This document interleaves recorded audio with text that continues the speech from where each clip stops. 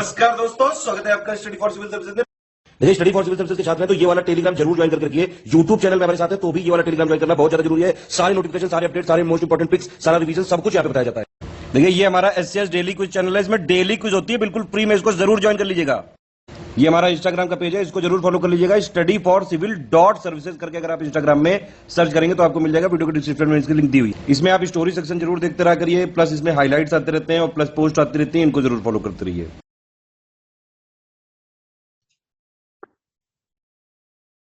चलिए अगले सवाल की तरफ बढ़ते हैं। नेक्स्ट क्वेश्चन जो आप देख रहे हैं ये आपका मिसिंग नंबर का क्वेश्चन है।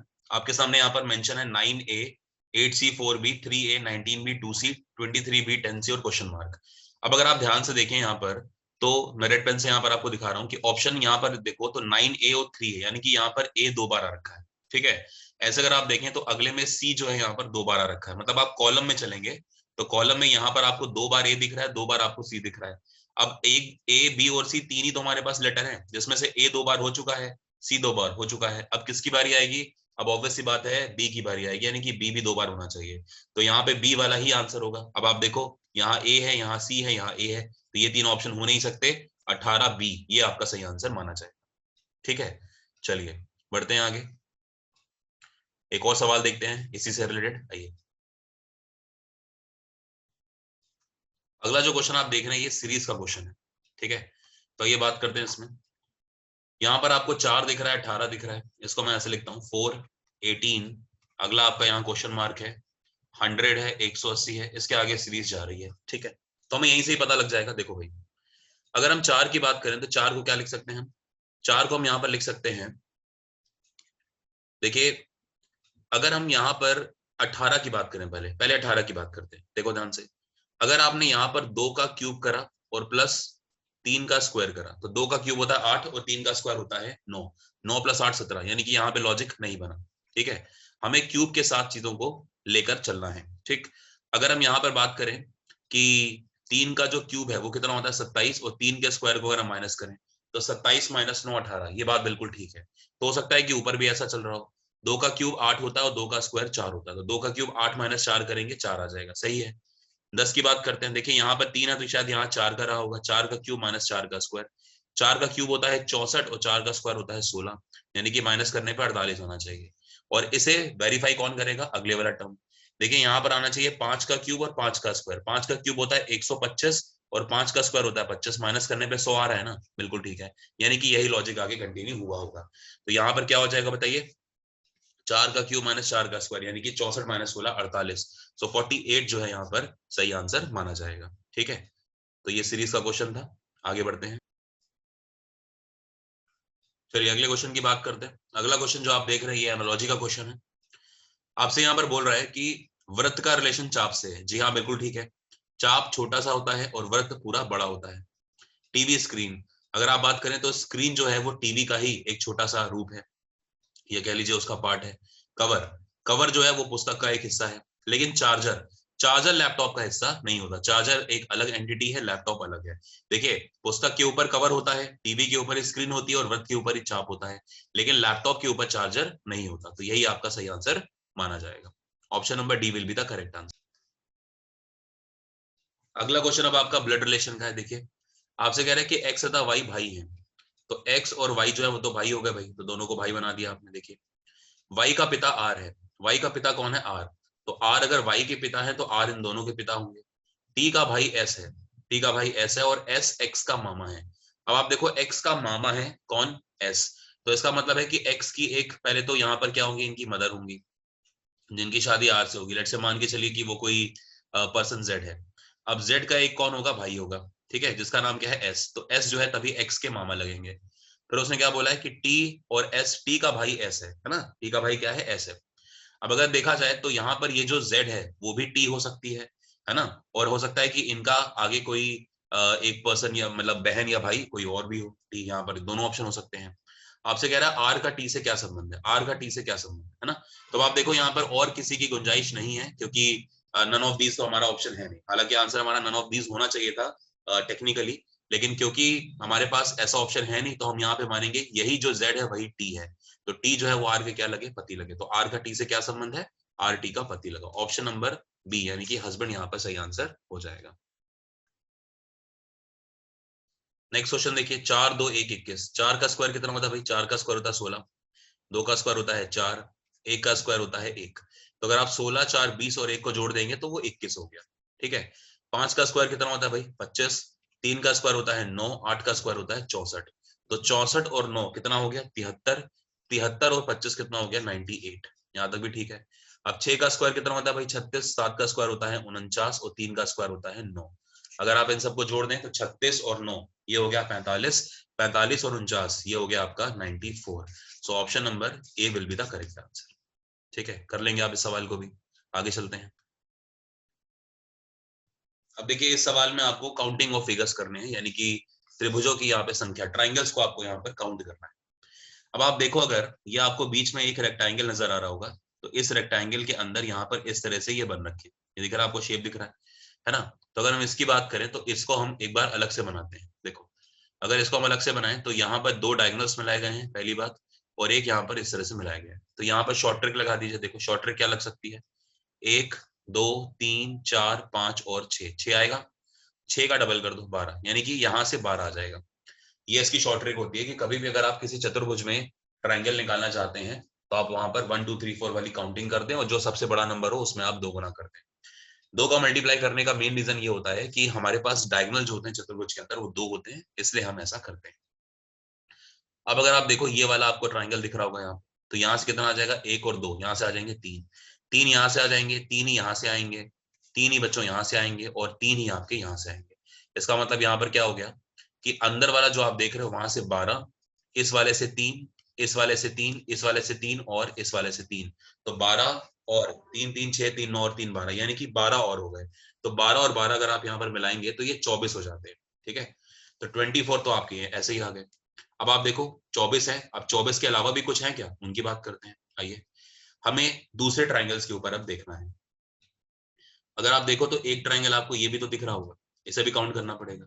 एक आपको ट्राइंगल यहाँ दिख रहा होगा 2, ऐसे एक आपको ये नीचे दिख रहा होगा, और एक आपको ये नीचे यहाँ 4 दिख रहे होंगे।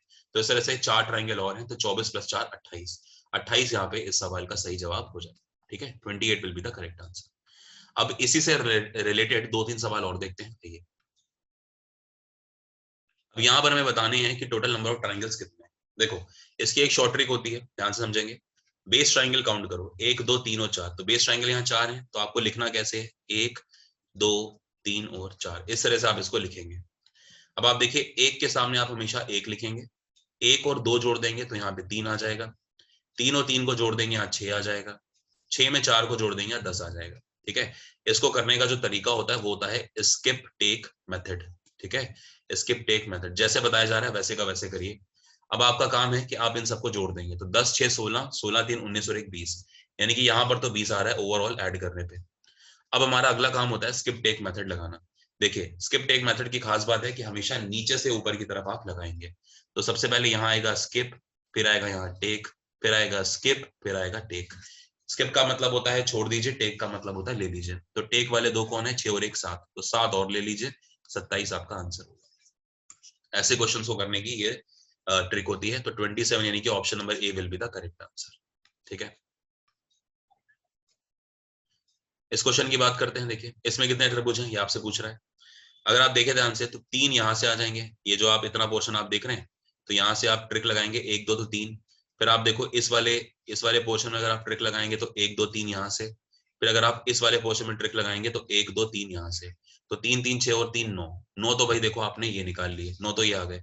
अब आप देखो इस वाले के अंदर बात करते हैं, तो एक तो ये बड़ा वाला है, 1 2 3 और ये 4 और है, तो 5 हो गए यहाँ से, है ना?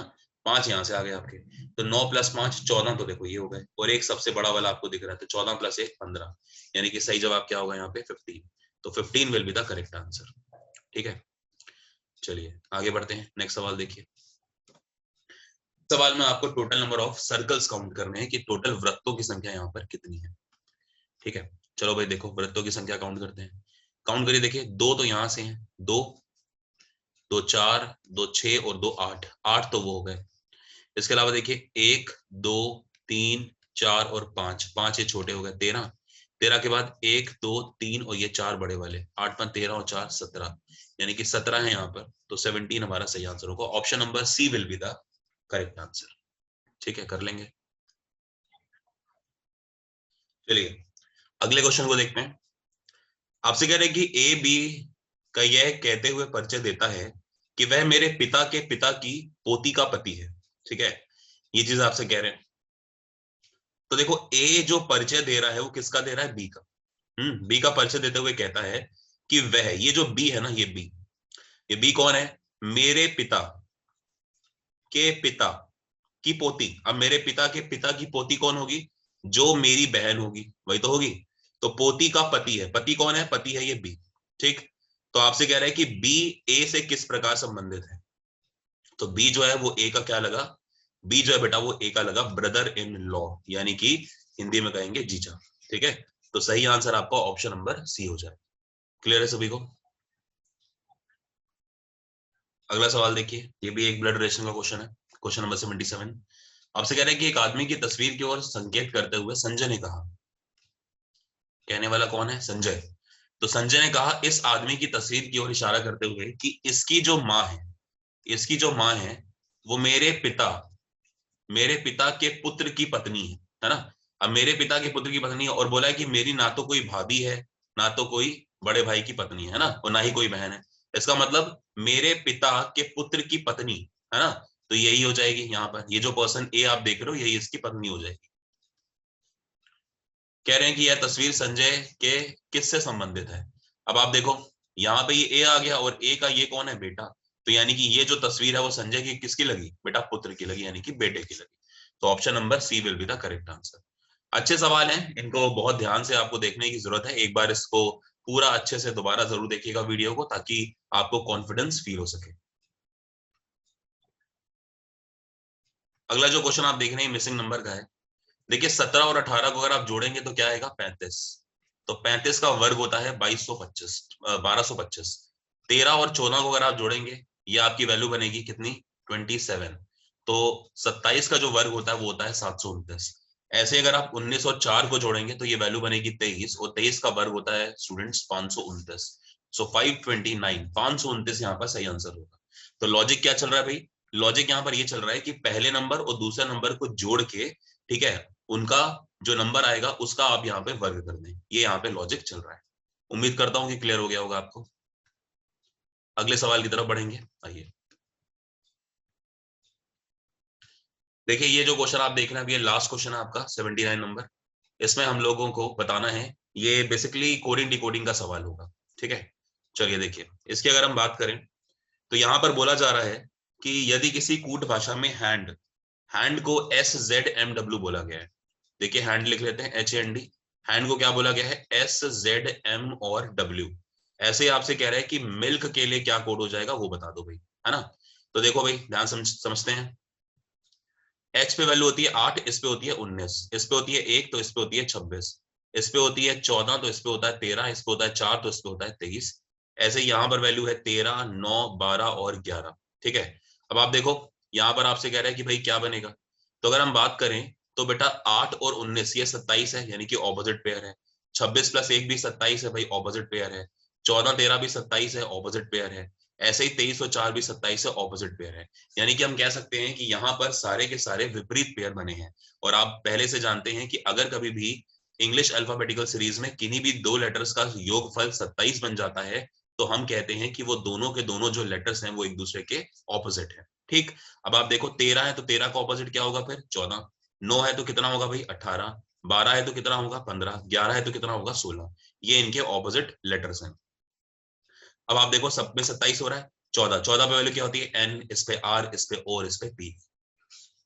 यानी कि जो सही जवाब होगा वो होगा हमारा NROP, जो कि ऑप्शन नंबर सी में है, इसलिए ऑप्शन नंबर सी यहाँ पे सही माना जाएगा। उम्मीद करता हूँ ये सभी क्वेश्चंस आपको अच्छे से समझ में आ गए।